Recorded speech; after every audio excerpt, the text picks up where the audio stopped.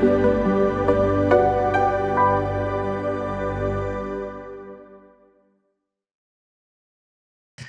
kembali. Kita dah berehat sebentar tadi. Terlebih cepat pula kita tadi Aduh. Tak apa. Baik, kita ada lagi beberapa soalan sebelum kita ke segmen khas dengan kita punya tim setiausaha kita pada hari ini. Soalan yang ni kita untuk segmen yang ni kita akan lebih kepada a bit personal lah kot, untuk mengenali dengan lebih dekat lah kita punya exco. Apakah pengajaran hidup ataupun life lesson yang anda pelajari di MRSM? Boleh siapa nak start dulu? Kak Aidil ke Mursyid? Boleh lah saya. Nanti Mursyid ambil point saya. Definitely lain lah kan. Okay. Life lesson saya lahir tahun 80-an, Nafi? 89. Okay. Saya tak nak cakap 80-an lah. So maksudnya zaman tu, bila kita masuk sekolah asrama ni, dia lain tau. Kita adik-beradik ramai. Bila masuk asrama, dapat katil seorang satu. Makan anak saya memang mewah. Benda tu kita rasa lain lah. Dan for me, benda tu saya dapat macam mana, dia macam membuka mata. Sebenarnya ada kehidupan yang baik lah kat luar ni sebenarnya. And then apabila kita bercampur dengan macam-macam background, dan benda tu sebenarnya pada saya dapat inspirasi lah sebenarnya. Aku nak jadi macam ni. Benda yang saya rasa jadi life lesson kepada saya. Life lesson kan macam ni. Saya rasa benda tu memberi inspirasi kepada saya untuk berjaya. And then apa lagi dia macam hilang. Ada tak instances ataupun peristiwa-peristiwa yang membuatkan Kak Aidil macam terbuka mata, this is what I can do, ataupun I can achieve dengan peluang yang dah diberi kepada Kak Aidil untuk masuk MRSM? Ada tak moment like that? Contohnya sebelum ni kalau kat sekolah biasa macam probably I'll end up jadi something else. Tapi bila masuk MRSM, it opens up a whole new world for you to achieve, ataupun ada nampak career path yang tertentu ke yang Kak Aidil nak achieve at that point in time. Okay, apa yang satu lagi lah pencapaian yang saya dapat masa MRSM tu, saya jadi Badan Wakil Pelajar lah, BWP, which is saya nak jadi something like that dulu masa saya sekolah rendah. Masuk sekolah sebelum tu, Form 3 tu, peluang tu tak ada. Apabila masuk MRSM tu, saya tak tahu masa jadi WP tu saya yang register sendiri ke, tapi definitely orang yang sokong, orang yang calon orang sokong kan. Tapi tak sure lah sebab MRSM mesti ada cara proses dia sendiri. Kalau kita orang dulu cikgu akan shortlist. Shortlist tu ada pencalonan dekat ada. Dia ada calon, sokong, submit, lepas tu ada kita akan Kempen. Lepas tu undi, lepas tu manifesto, lepas tu dapat jadi janji manis. Janji manis. Tapi saya dapat apa yang saya vision daripada saya kecil dulu, saya dapat. Cuma mungkin kita remaja masa tu, a lot of insecurities, low self esteem, and then kita low confident. So dia macam tak bersedia tau nak jadi somebody macam tu. Tak bersedia lah masa tu. So bila dah masuk MRSM jadi dah dapat lah benda-benda macam tu. You build your own self esteem, dapat membina keyakinan diri, macam tu lah. Dia membina tapi dalam keadaan yang susah. Saya tak bersedia pun sebenarnya. Tapi benda tu bila saya realise balik sekarang, saya dah buat benda tu lah. Macam mana aku nak bercakap ni. So benda tu saya belajar daripada situ lah sebenarnya. Dia tak mudah. Maybe pada orang lain dia gifted kot. Saya tak. Benda tu tak. Tak best lah cerita ni. Sangat menarik. Apa lah. Okay. Mungkin tak nail the question. Dia macam tiba-tiba terhilang tadi kan. Okay. Cuma saya tertarik bila Kak Iris cakap BWP tu, sebab saya teringat saya dulu pun ini satu cerita yang probably tak ramai orang tahu kot. Best saya tahu kot. I was elected as a BWP, tapi sebelum pengumuman jawatan tu I resign. Sampai sekarang macam tu. Aduh. Ni jadi apa? Ketua LT. Tak sure. Jadi esko apa? Tak, sebab belum Tak sempat lagi tak menang. sempat lagi. Menang tapi Baru menang. okay. Form 4. Form 4 Itu betul. fall kan. Because I think at the time macam too much expectations on me kot. So I think I cannot carry it, because at that time orang panggil saya gipang gila panggil pangkat ke gila kuasa. Oh, tak nak benda tu dibawa. Itulah. Dia macam it's like kids can be so mean sometimes, you know. Yes, Betul. Yes. Betul. Bila tengok balik macam, ish, dia orang ni perangai. Probably that's why I became lagi matured daripada Umur. daripada umur. So that because antara satu perkara yang saya tak dapat lupakan dulu adalah bila waktu kempen tu, ni memang saya ingat sampai sekarang lah ni, memang geram kan ni. Bukan geram, sekarang saya macam jahatnya dulu budak-budak ni kan. Because I saw somebody kan, poster kita tampal kan, ada junior kot, dia baling batu kat poster saya. Oh, itu memang terasa habis lah. Memang Walaupun dekat gambar. walaupun dekat gambar. Ada lagi teruk. Itulah, tahulah ada lagi teruk, ada yang bakar apa semua kan. Tapi lah ni, that instance tu yang that lead up tu yang macam tak apalah, resign je lah. Probably that's the best. Tapi macam saya pula, kita orang first batch, tak tahu BWP tu nak buat apa. First batch tak ada kakak, tak ada abang. Model lah. Bila kita nak set up benda tu, aku nak buat apa benda pertama saya buat, pasal orang pakai sarung kaki. Semua orang benci. Semua orang benci. Junior benci habis. Oh, benda tu trauma tau. Alamak, orang tak suka. Betul. Itu memang meminta untuk dibenci. Meminta untuk dibenci. Sebab culture tak ada lagi masa tu. Kita nak buat culture tu. Yes.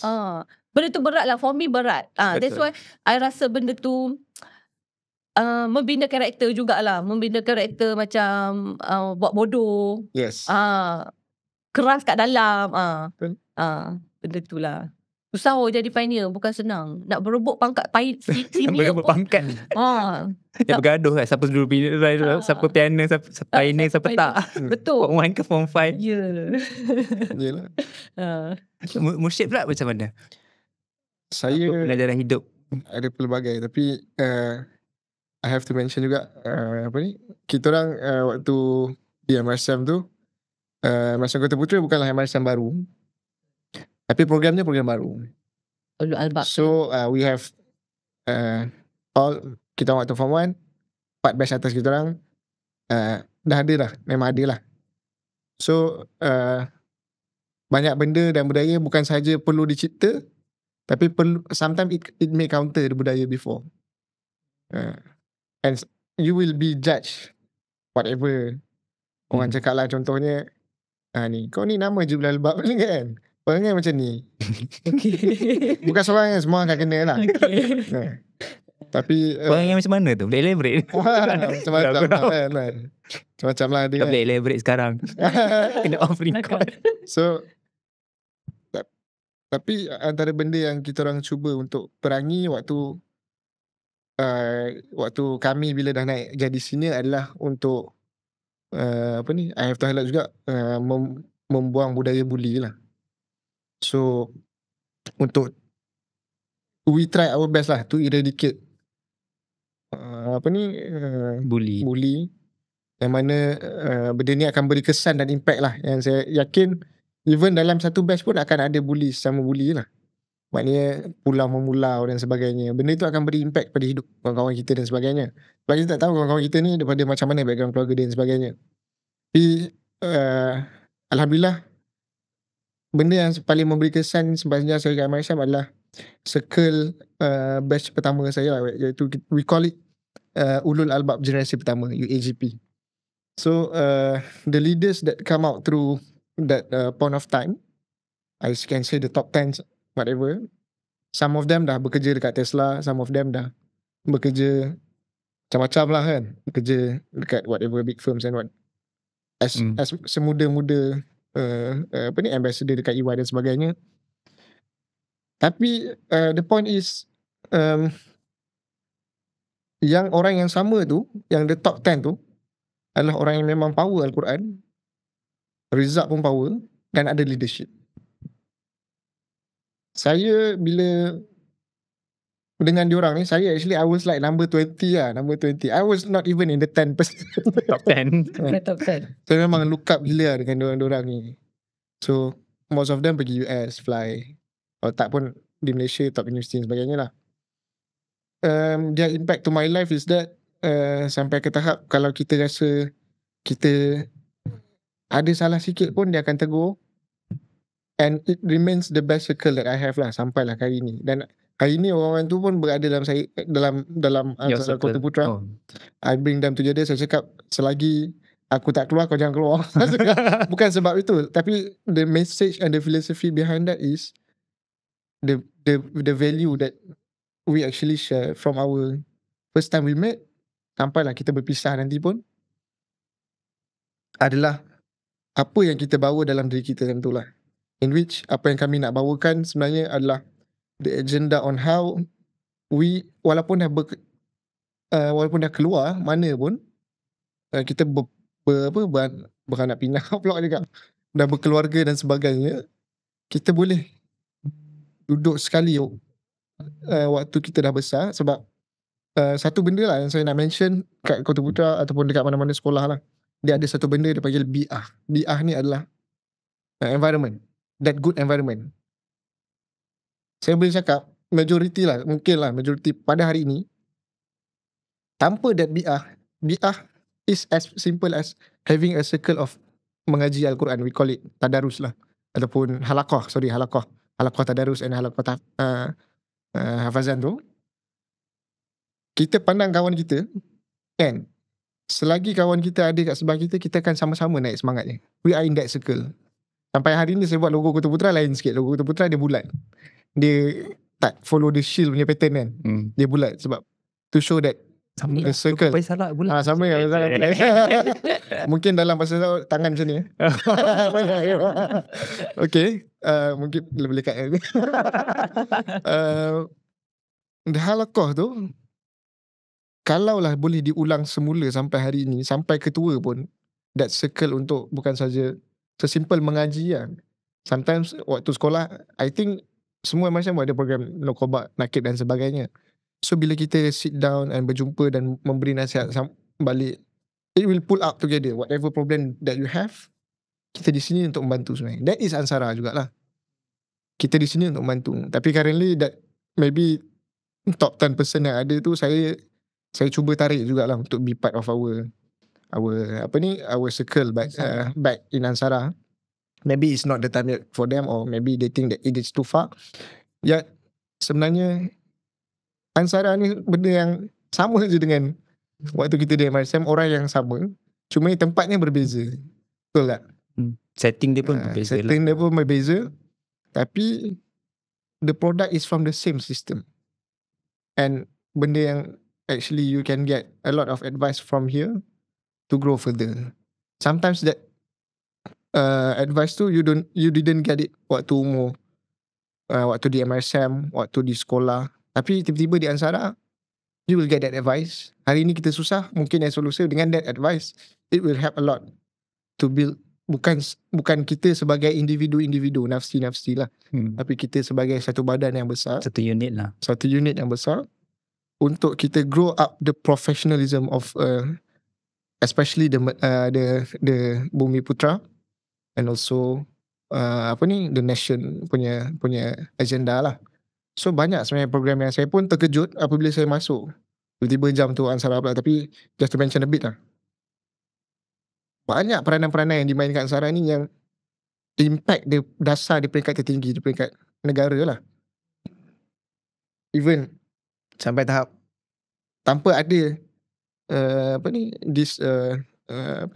bold and radical move, dia takkan dia takkan jadi sebaik Malaysia tu, mungkin tidak sebaik hari inilah mungkin. Jadi sesimpel benda akan ada di dalam this persatuan dan juga di MRSAM, which is persahabatan lah, I can say. Sesimpel itu, sampailah you become a very good person later pun you can thrive through here, tapi in a collective manner concerted effort lah here. Orang daripada berbagai sektor, government, professional, kerja MNC, kerja Tesla, kerja we can get access to them. Yes, access to them. betul. We are everywhere. Pak kata ni, orang cakap campak orang kat oil and gas tu, satu batu mesti kena kepala budak. Tapi Petronas semua beramai pula kan. See, so that vision lah that makes it more lagi menarik sebenarnya.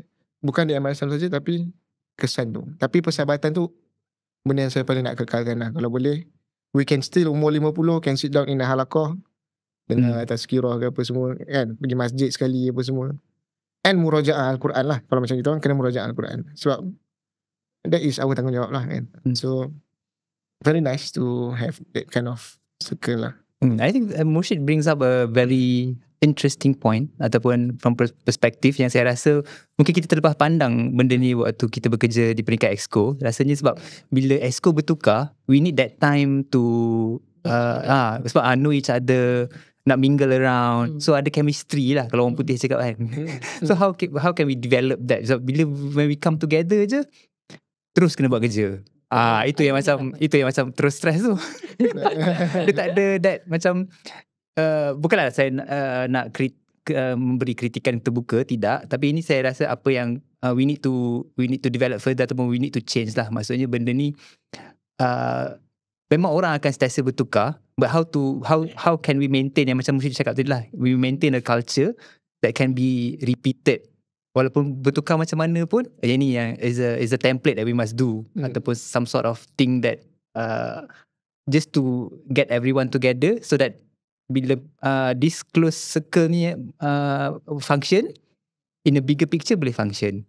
Sebab sekarang ni banyak yang tak kenal hati budi, probably sebab tak kenal itulah yang kita tidak ada personal attachment dengan orang tu. Contohnya macam kalau kita buat kerja dekat cawangan pun, kita mesti akan ada circle kita yang kita boleh rely on. I can rely on you untuk buat this, buat this. I know if this person ada, kita boleh tidur lena. Sebab kerja dia akan buat. So sekarang saya rasa itu cabaran yang kita ada dekat pusat, which is kita punya bonding tu probably sebab bila Exco bertukar, kita tak sempat nak bond properly. Nak bond properly, nak engage each other in a manner yang environment tu macam very nurturing, rasa semangat nak buat kerja. I think that's a challenge lah. Cik, setuju je sebenarnya kan. Yelah, kita kalau tak ada podcast ni tak tahu kan. Murshid Ulul Albab rupanya. Patutlah baca doa macam ni je. Doa macam ni. Kalau tak suruh saya hanya secebis daripada Ulul yang power kan. So saya interesting point. I think satu lagi saya rasa itulah yang akan drive people untuk itu yang sebenarnya yang akan menggerakkan pun. Sebab siapa lagi nak gerak kalau bukan di circle kan yang ada. Baik, soalan seterusnya. Melihat ke belakang, looking back, ada tak perkara yang Kak Aidil atau Murshid nak ubah di MRSAM looking back? Atau what apa yang you do differently? Okay, kalau for me lah kan, sebagai seorang pelajar MRSAM dululah, what will do differently? Kalau for me lah kan, saya rasa saya belajar rajin sikit lah kot. Tak tahulah, tak cukup rajin kot dulu. Saya banyak main lah, banyak beraktiviti. Tambah-tambah BDOP kan, sibuk, tak tahulah sibuk apa, tapi sibuk lah. Kalau saya boleh undur masa balik, memang saya akan dapatkan result yang terbaik. Saya nak sambung belajar ke overseas. Sebab apa tahu? Sebab apabila saya dah bekerja ni, kita nampak beza lah. Bukanlah nak kata kualiti graduate lokal ni tak bagus. Actually bagus je. Tapi dia ada sikit lah lain sikit daripada ni. Itu je lah kot yang saya nak tukar. Tapi bukanlah saya tak bersyukur saya belajar UTM. Sebab kalau saya tak belajar UTM, saya tak masuk Palapis. Kalau tak masuk Palapis, saya bukan kapten sekarang. Macam tu lah. So Tuhan dah atur lah. So sekarang kita travel je lah. Okay. Yelah dia punya cabaran study overseas. Itulah. Mungkin kita tak mungkin Tuhan kata kita tak patut dapat cabaran tu kot. Mungkin macam tu lah. Mursyid macam mana pula? Saya kalau saya boleh gunakan masa lah, kalau boleh saya nak, kalau boleh bukan saya lah that drive the community. Last time when I was in school, saya BWP lah waktu form 2. Cakap juga lah BWP. Tapi saya tak nak mengaku pun saya BWP. Ada trauma ke tak nak mengaku? Trauma dia BWP lah. So waktu form 4, guess this person bagi advice lah. Cakap ada 2 orang lah. Seorang cakap asyik-asyik muka kau, mana-mana muka kau kan. Terus like, salah ke muka aku? Tapi kan terasa kan. Sebenarnya salah. Orang cakap pun kita boleh overthinking. It makes me look back and think lah kan. The second thing is, ada seorang lagi cakap, aku ni kalau ada rezeki, kalau ada peluang, aku rasa aku dah boleh go lah. Maknanya boleh jadi some kind of somewhat leader dan sebagainya. So these 2 points ni menyebabkan saya setback lah, ataupun saya undurkan diri untuk waktu form 4 tu. So saya decide untuk tak bertanding dan tak ambil apa-apa jawatan. Tak ambil apa-apa jawatan. So dekat situ alhamdulillah saya tengok ramai yang this whatever yang saya mention tadi tu, they line up and become the leaders on that time. Tangan macam Trump kan. So alhamdulillah I was very happy that time. Because tengok kawan-kawan semua dah now dulu memang banyak cakap kan. Banyak cakap tak. Dulu you are ke depan. You are complaining. Maksud saya dulu kawan-kawan tu then they complain they didn't get opportunities. But now the opportunities is in your hand. You are the one who will decide what's next for this generation, blah blah semua. Tapi benda yang selepas itu yang saya regret adalah apabila I fail to tarik balik all these people to join the bandwagon and to set up Pansara Kota Putra properly. And now seorang-seorang dah pergi lah. So saya nak sangat kalau dapat balik all this. Yelah sekarang ni macam best saya ni ramai dah start ada babies dan sebagainya. Tapi actually itu saya rasa bukanlah halangan lah. Halangan sebenarnya. Sebab ada je yang masih di situ dan masih kental di situ. One of him is our CDM sendiri. Dia pun sama dengan kita orang waktu bangunkan this effort.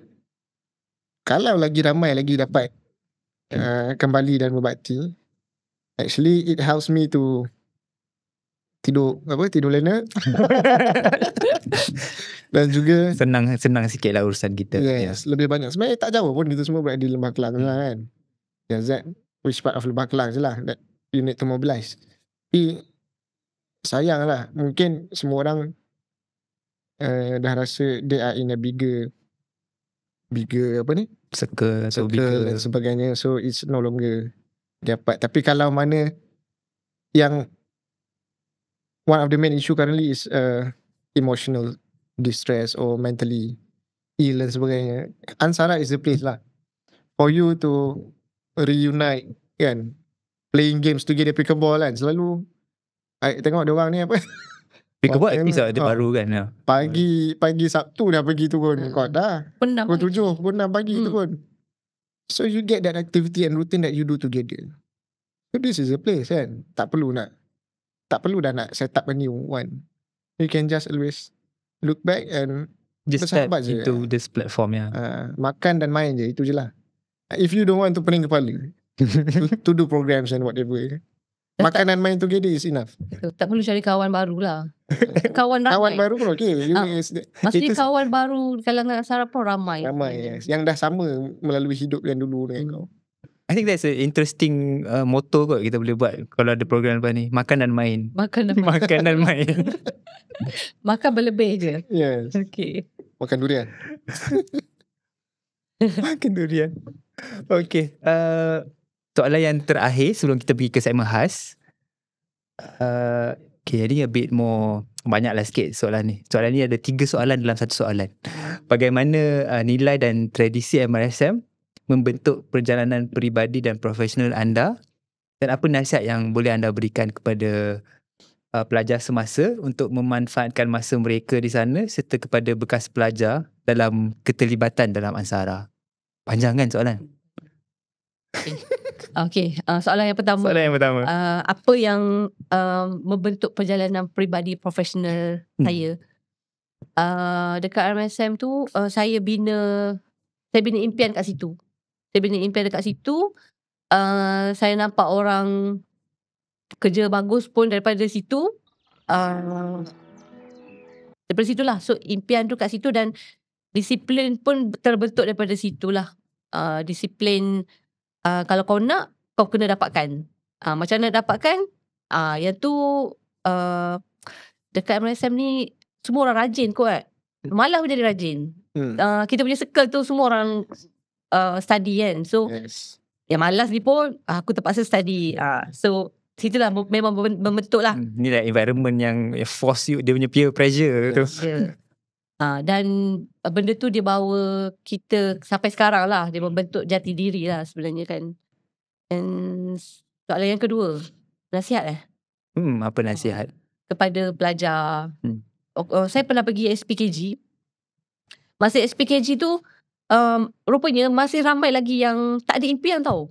Tak ada impian, cita-cita pun tak tahu. Saya terkejut. Oh, jadi ni menarik sebab kita orang kalau buat SPKG, kita akan buka satu slot yang tak tahu hala tuju. Dia macam ada career masing-masing kan. Ni satu slot special. Siapa yang undecided.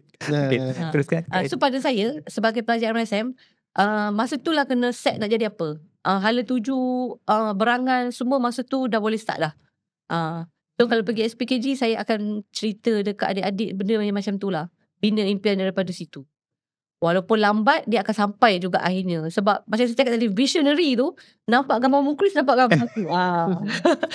So visionary tu dia akan kena ada dulu. Dia akan dapat. Kalau bukan 10 tahun, 20 tahun, 30 tahun, mesti akan dapat punya. Apa yang dah terjadi pada saya, dan saya rasa benda tu adalah satu magic lah sebenarnya. And satu lagi pada Ansara, nasihat kepada Ansara. Kepada bekas pelajar, iaitu kepada current student, yang ni kepada bekas pelajar MRSM graduates yang dah keluar, untuk keterlibatan dalam Ansara. How to get these people to join Ansara? In a short lah, the intention of this question. Okay. Kalau ikut batch, saya adalah dekat Kuala Krai, saya batch pertama dan batch paling ramai yang berdaftar lah. Dan dalam dah rasanya dah 20 lebih batch, ada satu batch seorang pun tak ada. Seorang pun tak ada daftar jadi Ansara sebenarnya. Dan semestinya mereka memang tak ada terlibat langsung lah. Dan saya rasa mereka patutlah untuk terlibat. Kalau tak semua, ambil satu. Contohnya macam kita orang pernah buat sambutan 20 tahun Kuala Krai, MSM Kuala Krai. Kalau involve kat situ pun dah dapat something lah sebenarnya. So kalau tak boleh melibatkan semua, pilihlah. So orang dua pun jadilah. Ya, betul. 1-2 pun jadilah. Macam itulah. Okay. Saya tersilap sebenarnya tadi. Patutnya segmen ni segmen last. Sebab soalan last. Patutnya kita masukkan segmen tu dulu. Sebab this is macam soalan penutup sebenarnya. Tapi tak apalah, nanti kita boleh we just go with it lah. Okay. Tak apa, kita habiskan je sebab dah alang-alang pun kan. Mursyid macam mana? Boleh yang first tadi on bagaimana nilai dan tradisi MRSM tu membentuk perjalanan peribadi dan profesional Mursyid. Dan apa nasihat Mursyid kepada bekas pelajar dalam keterlibatan dalam Ansara, dan apa nasihat Mursyid juga kepada current students, pelajar semasa di MRSM.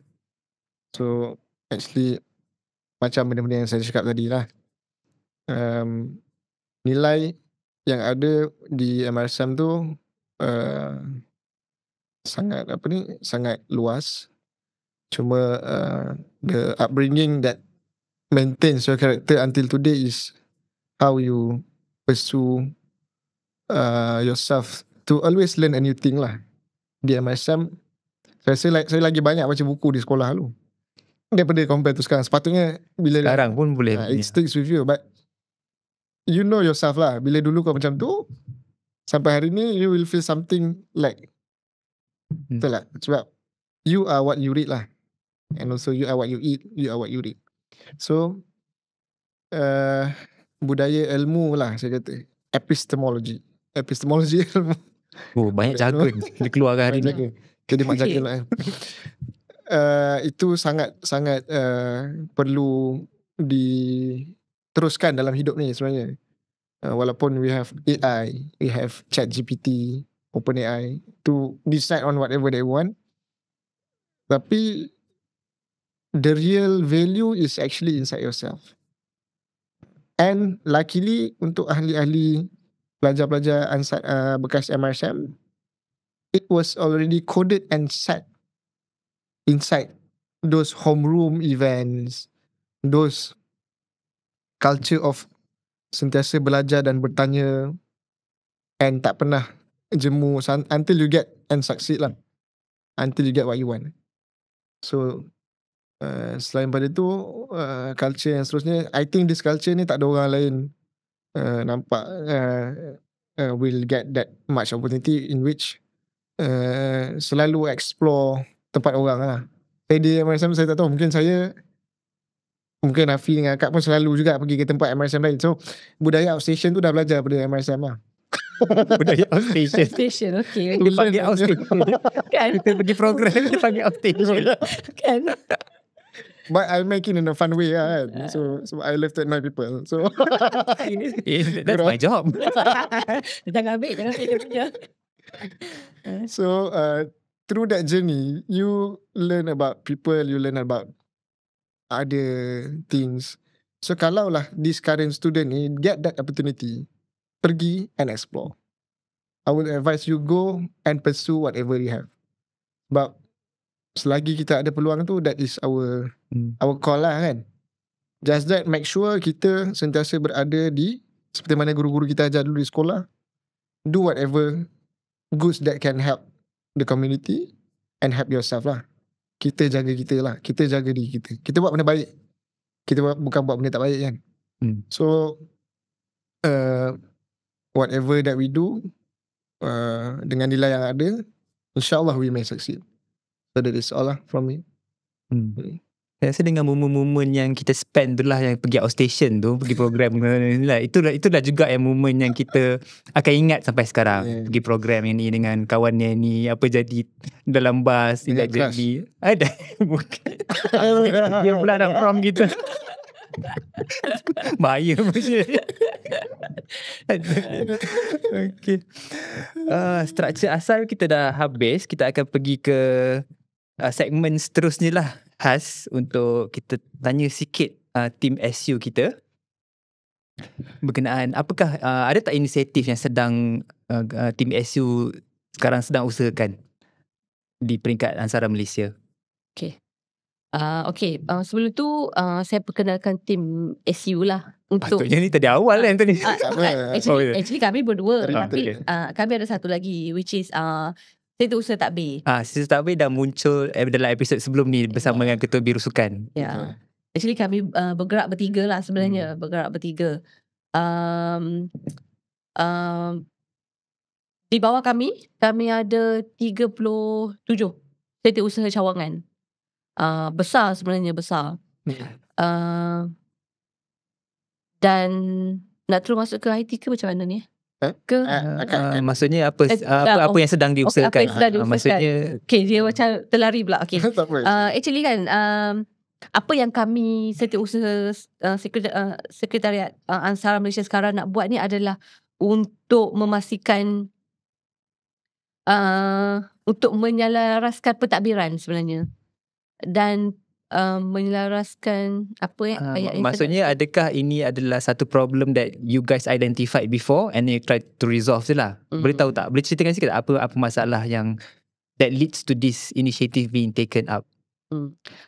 Maksudnya apa yang ada sebelum ni yang macam mana cakap? Macam tu lah. Kami sebenarnya macam tagline jugalah, ingin memastikan segalanya berjalan lancar lah sebenarnya. So ia bermula daripada pentadbiran sebenarnya. Pentadbiran di peringkat pusat dan juga pentadbiran di peringkat cawangan. So kami yang memegang perlembagaan tu, kami lah yang sepatut step up ke depan lah untuk perkemaskan kembali. dengan pentadbiran yang betul, komunikasi pun akan jadi betul. Komunikasi di peringkat pusat turun ke bawah ke cawangan tu dia akan jadi kemas lah. Dan juga dia akan memberi kesinambungan pusat dengan cawangan. Okay, itu apa yang kami nak buat sekarang lah. So macam mana nak memperkemaskan pentadbiran tu? Yang tu kami dah buat satu inisiatif. Which is kita akan bincang sekejap lagi lah, iaitu high tea setiausaha. Itu satu. Apa lagi ada nak tambah tak? Maksud saya tadi apa masalah yang sebelum ni yang dihadapi oleh tim SU antara pusat dengan cawangan? Boleh ceritakan sedikit tak that leads to this initiative? Boleh. Apa masalah yang ada sebenarnya? Biasa bermula daripada cerita pergi KLGM. Pergi KLGM lah. Semua orang pergi KLGM. Balik kena bawa seorang satu, kena bawa jawatan kan. So orang yang paling panik adalah SU lah. Orang yang paling panik will be SU, because SU you have to come to that meeting with a notes. Balik kena bawa that notes back and come up with a minutes. And then benda-benda yang contohnya orang yang tak pernah buat kerja kesetiausahaan ini, dia akan jadi, wow, there's too many things to do. Lampau banyak documentation yang perlu dibuat. Lampiran ini, lampiran itu. Nak buat keputusan ini, kena dilampirkan dengan ini dan itu, contohnya. So, our initiative is like, bila mana anda dilantik jadi setiausaha, jangan panik dulu. Reach orang-orang yang tahu dan sentiasalah berpegang dengan perlembagaan lah. Umpama menggenggam bara api. Oh gitu. Gitu. Ini SUA sebelum saya maklumkan benda ni. Abang Nazri. Genggam, tapi tak ada cakap genggam bara api ni. Lepas tu abad pada perlembagaan, pegang dengan erat sekali lah. Macam tu. Ni macam dalam as the orang putih cakap, that is your Bible lah tu. Yeah. Macam tu lah. Macam tu. Saya serahkan balik kepada Okay, kita balik pada perlembagaan lah. Dalam perlembagaan tu, dia berapa muka surat saya tak ingat. 7, 8. Lembaga itu Tebal lah. tebal ke? Tapi dalam tu, apa yang seorang setiausaha kena tahu, dalam tu ada 90 hari, ada 60 hari, 30 hari, 14 hari, 7 hari. Benda-benda tu setiausaha kena alert tau. Yes.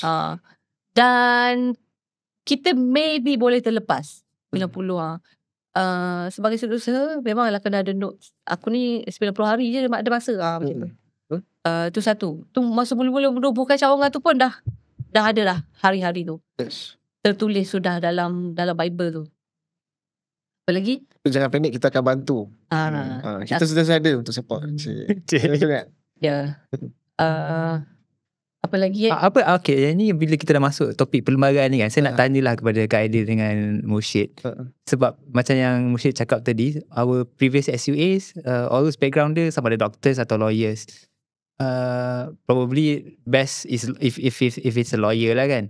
So ada tak cabaran-cabaran untuk Kak Aidil dan Mursyid dalam memahami istilah-istilah tertentu dalam perlembagaan tu, in terms of apakah maksud dia and what it implies untuk Ansara atau Ansara Cawangan? Sebab dia ada dua kan, tak silap saya. Dia jangan kena tahu kan. Ada dua. Satu adalah berkenaan dengan perlembagaan yang govern Ansara Pusat, dan dalam perlembagaan Ansara Malaysia juga ada fasal-fasal yang govern Ansara Cawangan. So ada cabaran tak? Dari segi memahami perlembagaan tu, pada saya tidaklah susah mana. Straight to the point. Cuma kita punya perlembagaan ni dia dah berevolusi daripada pertama kali ada, dia pernah ada tukar sikit-sikit, berevolusi, dan sampai kepada kami ada satu inisiatif lah, berjumpa balik dengan ROS. Actually banyak dalam perlembagaan tu, untuk pada waktu dan ketika ini kita kena tukar, kita kena adjust that perlembagaan. Tapi pada saya perlembagaan tu dia sesuai dengan waktu terkini lah. Maksudnya kena tukar, adakah in the next AGM that we need to provide usul untuk menukar atau macam mana? Kalau ikutkan mantan-mantan Setiausaha Agong hari tu, kita kena buat lah. Dan saya dah cek hari pun, dia kena buat benda tu 60 hari sebelum. So which is kami ada masa sikit lagi lah untuk work out benda tu. 60 hari sebelum AGM? Mesyuarat Agong. So kami actually sibuk sebenarnya sekarang ni. Boleh cerita ke tak boleh cerita apa benda yang melibatkan pertukaran tu? Contohnya fasal-fasal apa, maksudnya perkara apa yang perlu diubah? Contoh. Ke belum boleh diceritakan lagi? Pada saya tak boleh kot. Tak boleh ya. Sebab Saya tanya. sebab pada setengah orang benda tu kena tukar. Pada ada banyak point of view lah kan. Ada banyak point of view. Tak apa, nanti kita akan settle this out dalam AGM lah ataupun mesyuarat agung tahunan pusat lah kan nanti. Baik, what is tadi dah jawab. Sorry, ada soalan tadi, follow up question sebenarnya tadi. Okay. So maksudnya dah jawab lah tadi. Perlembagaan. Maksudnya how do you compliment apa benda yang SU tak tahu, tadi dah jawab lah, Kak Aidil jawab. Kita memang sentiasa refer lah to our seniors on how to read it. Ada tak lawyers yang help you guys with? Ada jawatan kuasa lah. Ada JPDA kan. Jawatan kuasa. Untuk kita refer back. Apa dia? Jawatan kuasa. Dan apa? Apa ingat? JPDA. Disiplin dan perundangan. JDPA. Itu masih aktif ke dengan aktif? Dah lama tak dengar. Aktif dikala ada soalan lah. Aktif dikala soalan. Sebab we don't always look into perlembagaan because some of the things ni is a process. Macam mendaftarkan cawangan. It is a process. Whenever benda tu adalah ditulis oleh founders, then we will go back and reiterate back lah dengan diorang. Tapi kalau benda tu adalah a template by ROS, so kita akan terus bertanya kepada ROS lah biasanya. Jadi untuk perlembagaan, I can say we always prepare for the worst lah. So kita kalau boleh, kita tak nak benda tu menjerat kita lah. Kita cuba untuk work out benda-benda yang we play on the safe line lah. So that kita tak come into 50-50 condition yang mana benda ni akan impact and penalize us back later. So we play safe lah. Okay. So macam tu lah. Berbalik pada soalan pertama tadi, boleh ceritakan sikit apa inisiatif yang sedang tim SU ni lakukan ataupun yang dah lakukan? Hari tu tak silap saya kita ada buat program High Tea bersama Setiausaha. Selain daripada tu, boleh ceritakan sedikit berkenaan program High Tea itu sendiri dan apa inisiatif lain yang sedang diusahakan? Okay, mula-mula kita cerita kenapa ada program High Tea tu sebenarnya. Ni jawapan kepada soalan Afi apa sebenarnya. Sebab di peringkat cawangan, ada banyak cawangan yang setiausaha dia lost. Tak tahu masuklah cawangan saya. Tak tahu nak buat apa. Pergi mesyuarat, balik mesyuarat, balik bawa banyak beban, tapi tak tahu nak start daripada mana. Betul tak? Sama yang tak ada akaun ROS pun ada. Setiausaha tak ada akaun ROS. Bayangkan, Setiausaha is the one yang paling kena ada akaun ROS dalam satu line up tu. But you don't have. So setiausaha ni sebenarnya dia ada beban yang orang lain tak nampak lah. Kita tak nampak dia susah, tapi sebenarnya banyak benda yang dia kena buat sebenarnya. Jadi daripada situ kita ambil inisiatif untuk mengumpulkan semua setiausaha. Actually kita nak bagi tahu dia adalah satu role yang besar di peringkat cawangan dan di peringkat pusat juga. So kita panggil dia semua, okay jom kita jumpa. Walaupun High Tea tu hanya berlangsung dalam 4 jam je, at least dia tahu dia adalah satu role yang besar sebenarnya. Dan kita akan buat selepas High Tea tu kita akan buat sesi lah mana-mana cawangan yang perlukan hikmat nasihat daripada kita lah. Which is sekarang dah ada dua dah contact saya nak ada session tu, which is Pendang, Alor Gajah. Dia nak session tu, penting lah.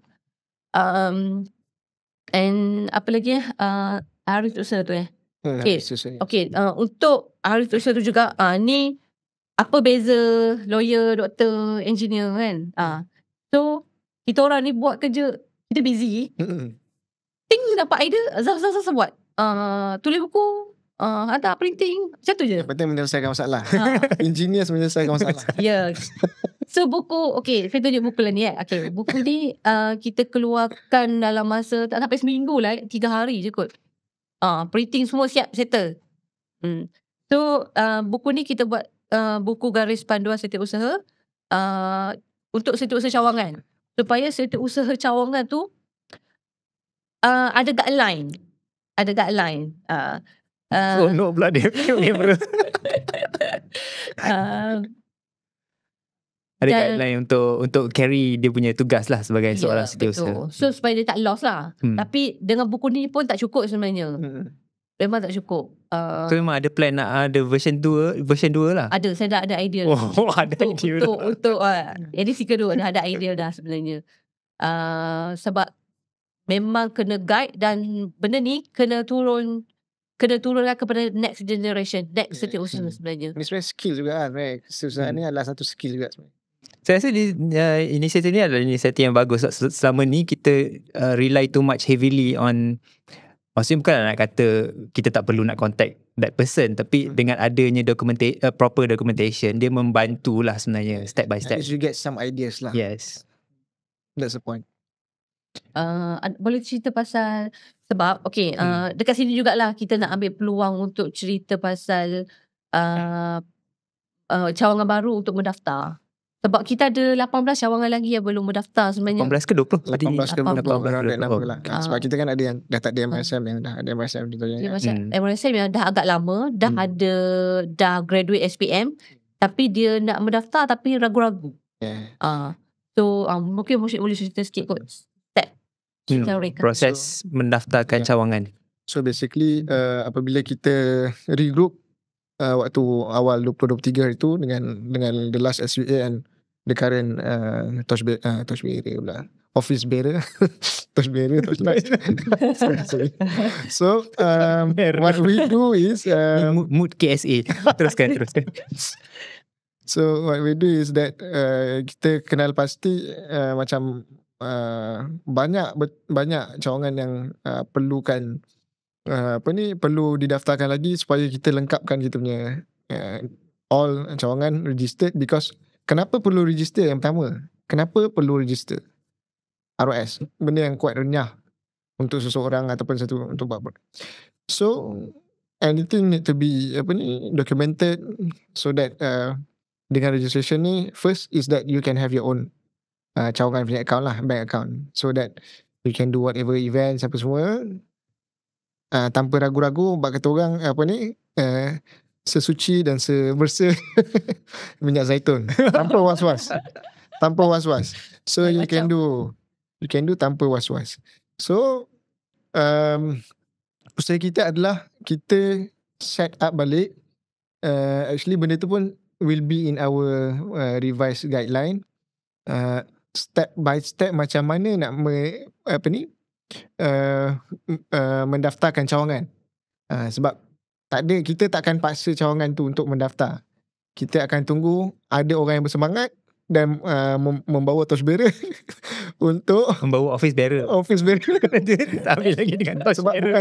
bukan senang. Kalau boleh saya ceritakan sikit, banyak orang yang datang kat saya kan, selagi mana dia datang dengan penuh semangat, tapi semangat tu hanya di mulut, bukan dikendong dengan kudrat. Jadi bila macam itu, semangat yang paling utama adalah semangat kesatuan lah. You need to have dalam perlembagaan kita tetapkan untuk ada that spirit of kesatuan. 50 orang ahli berdaftar Ansara. Daftar Ansara maknanya berbayar lah, bukan berdaftar sekali berdaftar. Sebelum ditubuhkan kena ada 50 orang ni dulu. You show us the names, the name list. Actually we also have that record lah in our myansara.org Portal. in our portal. That effort tu nampak macam senang nak tarik 50 orang. Tapi untuk 50 orang cawangan di Sabah contohnya, di Sarawak kan, they don't play like KSA every 2 years here as much as whatever cawangan yang berada di Peninsula Malaysia buat. Sebab they might not have enough numbers. So untuk kelak dari 50 orang tu, saya akan tengok seorang-seorang muka orang yang paling semangat tu tadi tu. Dia akan Look them in the eye and then he look back and he will never come back. That's the problem. Okay, faham tak? Okay. So we don't want that. So 50 orang memang kena ada, menunjukkan kat situ. Kenapa kita tetapkan 50 orang ni? One of it I think because of kita nak tengok komitmen. Komitmen betul nak buat. Sebab bila dah buat, dia punya komitmen lagi berat daripada sebelum nak buat. Betul tak? Semua orang pun dah tahu benda tu kan. Kejap nak pause Mursyid jap. Sebenarnya untuk penubuhan cawangan, ROS hanya perlukan tak silap dalam 10 orang saja, tapi perlembagaan kita saya tak ingat pasal berapa ada dinyatakan bahawa penubuhan cawangan sekurang-kurangnya 50 orang ahli berdaftar. Yes. Mursyid boleh sambung. So bila dah 50 orang tu baru kita proceed dengan ada guidelines yang kita buat tu lah. Ada 16 steps. Actually 16 steps. So sometimes yang datang kat kita ni cikgu sekolah. Cikgu sekolah which is not the bukan pelajar MSM lah. So nak cakap saya nak daftarkan untuk anak murid saja. Nak daftarkan untuk anak murid. Cikgu pula semangat. That is very that is good, but that is very wrong lah on our point of view, because it should be from the Persatuan Bekas Pelajar. Bekas pelajar should be the one yang paling bersemangat. Melainkan cikgu tu bekas pelajar jugalah. Yeah. MSM dia belum berdaftar. Yes, betul. So bila macam itu saya sangat respect lah dengan orang-orang yang bersemangat ni, yang teruskan legacy tu and settle up the 16 steps and guidelines yang kita buat. Dan kita sebenarnya bukan kita buat step dan kita lepaskan, tak.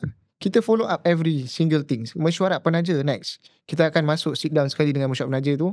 Cikgu dia pun nak duduk sekali dalam tu, borak sekali kita pun duduk berjam-jam. Bukan satu cawangan bro. Ada 6-7 cawangan yang kita dah contact, and we sit down and give a direct consultancy without hesitation, and we know it is our responsibility lah. So seterusnya dengan adanya jawatan kuasa penaja tu, we also part of that kita pun bagi selingan lah, kita bagi advice in which this penaja ni jaga elok-elok. Esok nak AGM pertama, kalau boleh this is your team to steer and to drive this jawatan kuasa, at least for the base phase ataupun for the first phase. So kejap, sebelum tu kenapa dia dipanggil jawatan kuasa penaja? Okay, Semua nak tahu je lah. Semua nak tahu. Penaja pada saya adalah because dia menyatakan hasrat dulu untuk menubuhkan. So it's unofficial, tak ada pilihan, tak ada pemilihan jawatan kuasa lah. So just untuk menyatakan hasrat. Di dalam step tu nanti kita akan nyatakan lah. Selepas dah ada 50 orang tu, kena ada penaja ni untuk menyatakan hasrat. Ada satu meeting penaja menyatakan hasrat. Lepas tu baru dia key in. SU akan key in dalam e-roses. Dah ada 10 orang ni yang akan menjalankan transition phase between sebelum ada kepada ada tu. Maknanya diorang ni juga akan jadi the members of untuk pemilihan dan sebagainya. Sampailah ROS benarkan penubuhan cawangan, maka they go to mesyuarat penubuhan ataupun AGM pertama. Dekat situ baru ada pemilihan lah, ada jawatan kuasa pemilihan. Ikutlah macam mana kan. Lepas tu barulah they can be official lah from there. Tapi di proses ni kita cuba dengan sandakan ni yang latest, kita cuba to expedite like 3 months macam tu. Alhamdulillah ROS ada query sikit, tapi we manage to answer dan sebagainya. Now they are at the phase of tak sampai I think 3 bulan lah kot diorang berjaya untuk daftarkan. Yang penting ada 50 orang tu lah.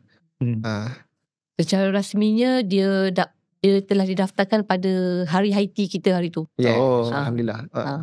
Ansara Sandakan. Ansara saya bongsu sekarang. Kita ambil kesempatan ini untuk ucapkan tahniah lah kepada Ansara Sandakan. Ansara kedua di Sabah. Ansara kedua di Sabah. Yang pertama tahu. Yang pertama Kota Kinabalu. Kota Kinabalu. So kita Kuching Sarawak.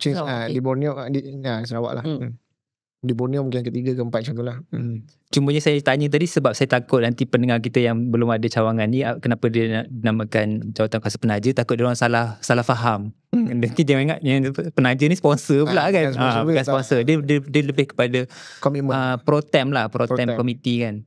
Yang akan bentuk. So maksudnya nanti bila AGM tu sama ada mesyuarat memilih mereka atau tidak tu, boleh jadi jugalah pro-tem ni akan jadi AJK juga. Betul.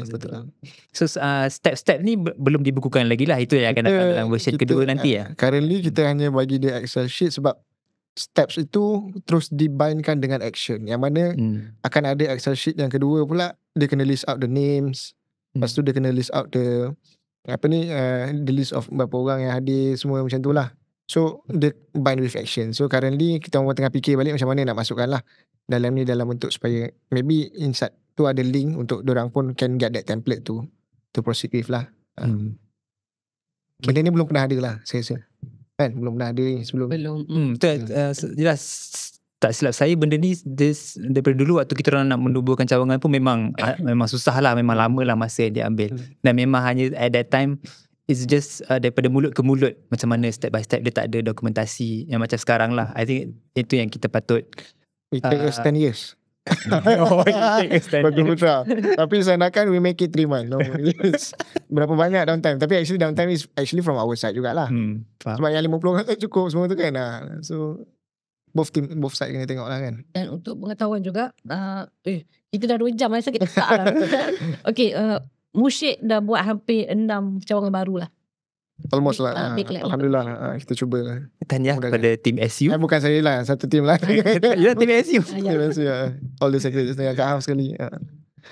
Okay, sebelum kita tutup, saya ada satu soalan. Alah, lupa dah soalan tadi. Terlupa. Okay. So, Selawat lu. Cerita seram Almost tak? all. bukan. Bukan.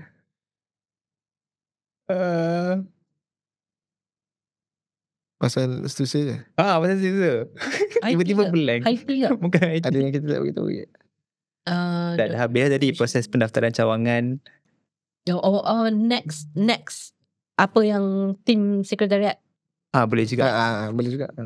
Okay, yang paling terdekat adalah Mesyuarat Agong 2025 lah. So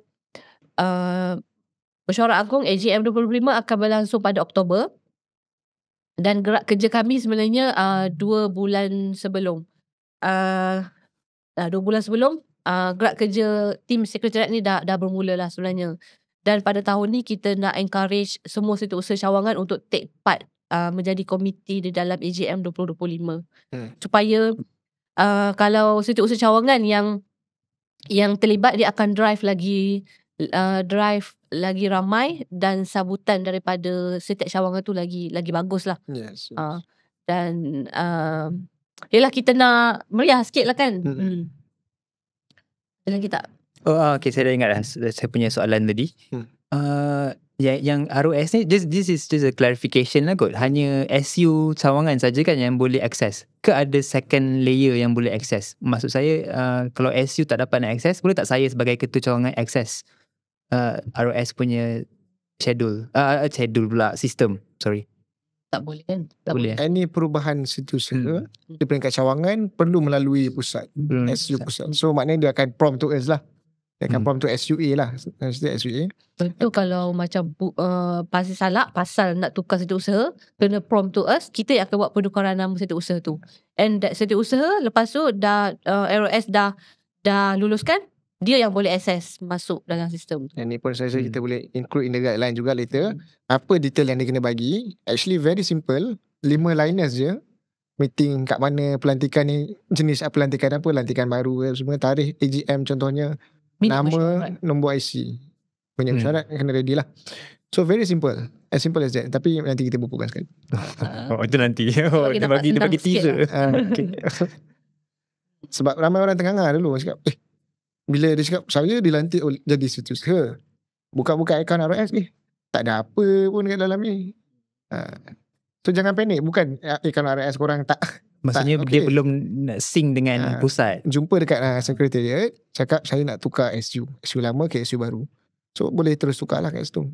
Tapi kena fikir masa-masa dulu bila nak tukar, sebab it will affect the last previous term punya penyata tahunan dan sebagainya. So kalau penyata tahunan tu tidak disahkan oleh SU yang lama contohnya, benda tu akan effect sebab institutional memory tu pada SU yang lama. So you need to really clarify. Takut jadi isu, ada masalah bank account dan sebagainya, you need to delete back the current penyata tahunan just to give way to the last penyata tahunan, macam tu lah. So benda ni banyak effects ni. So do it properly lah berdasarkan perlembagaan. Tak, dia simple tapi dia kena ada kesinambungan. Yes. Dan itulah kita punya inisiatif sekarang, nak ada kesinambungan tu. Betul. Lama, baru, dan penyata tahunan dan penyata kewangan tahunan tu tak delay submit pada ROS, sistem ROS. For good governance lah. Okay, saya rasa itu saja kot setakat ni.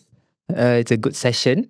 Kita dapat sikit sebanyak mengenai latar belakang tim SU dan juga perkara-perkara yang behind the scene, di belakang tabir, apa yang kita tengah usahakan untuk I think administration part is very important because kami sendiri dekat cawangan pun it's always a problem nak jaga benda-benda macam ni lah kan. Betul. Benda-benda ROS because nak menubuhkan tu probably is a challenge, tapi the bigger challenge is how we maintain, Sustain it. nak sustain persatuan. Supaya tak defang. Betul.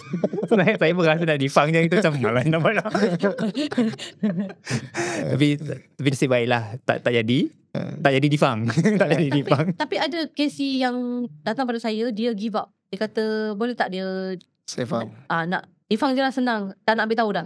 Sampai tak macam tu lah. Sebab kadang-kadang cawangan ni dia kerja seorang je kak. Ya. Kita pun kesian. Rasa kita. Tapi benda tu lah kita nak bawakan the environment so that orang semua bekerjasama lah. Faham. Jadinya saya nak ucapkan terima kasih lah kepada Mursyid dan juga Kak Aidil untuk sesi kali ini. Dan saya rasa ni adalah sesi podcast kita bersama Esko yang terakhir sebab kita faham ada perkara yang kita tak dapat nak achieve. Jadi selepas pada ini kita akan ada siri bersama bekas pelajar MRSM, tapi dia bukan siri Esko lah, yang tu nantilah, nanti kita cerita. Tak boleh reveal lagi. Surprise. Jadi ada apa-apa lagi sebelum kita habis? Okay, last word lah. Last word daripada Kak Aidil dan Mursyid. Thank you Afi sebab sudi lagi terima Esko untuk sesi podcast ni, disebabkan ingatkan Afi dah merajuk dah. Dari bulan 2 kan. Masih terima kami dan bagi kesempatan untuk kami cerita sedikit apa di sebalik tabir sebenarnya setiausaha ni buat. Dan saya juga peluang ni juga saya nak empower semua setiausaha bahawa kita adalah satu big role di mana dulu ada orang cakap setiausaha ni macam kerani, but salah orang lah. Kita ada memegang satu benda yang sangat besar sebenarnya, tanggungjawab ni. Itu saja. Terima kasih.